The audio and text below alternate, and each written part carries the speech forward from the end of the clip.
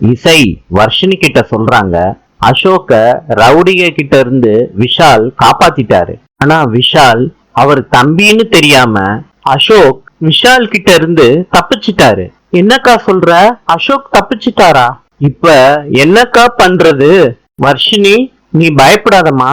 அசோக் எப்படியோ போலீஸ் ஹெல்ப்போட அத்தைய தேடிதான் வருவாரு. அப்படியும் இல்லைன்னா இந்த டூப்ளிகேட் அசோக்கோட ஒய்ஃப் கங்கா அவங்க ஏன் கஸ்டடியில தான் இருக்காங்க.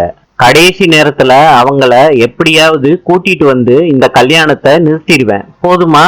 வர்ஷினி, நீ கவலைப்படாத. அக்கா, அப்படியாக்கா? நிறுத்திடுவியாக்கா? வர்ஷினி, ப்ராமிஸா நான் நிறுத்திடுவேன்.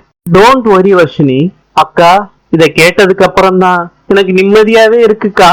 வர்ஷினி, இதே நிம்மதியோட மணமேடையில வந்து நிக்கணும். நானும் விஷாலும் என்ன செஞ்சாவது இந்த கல்யாணத்தை நிறுத்திடுவோம். எங்களை நம்பு வர்ஷினி. சரிக்கா சொல்லிட்டு வர்ஷினி இசைய அழுதுகிட்டே கட்டி பிடிக்கிறாங்க. இசை ஆறுதல் சொல்றாங்க வர்ஷினிக்கு. நாளை சந்திப்போம்.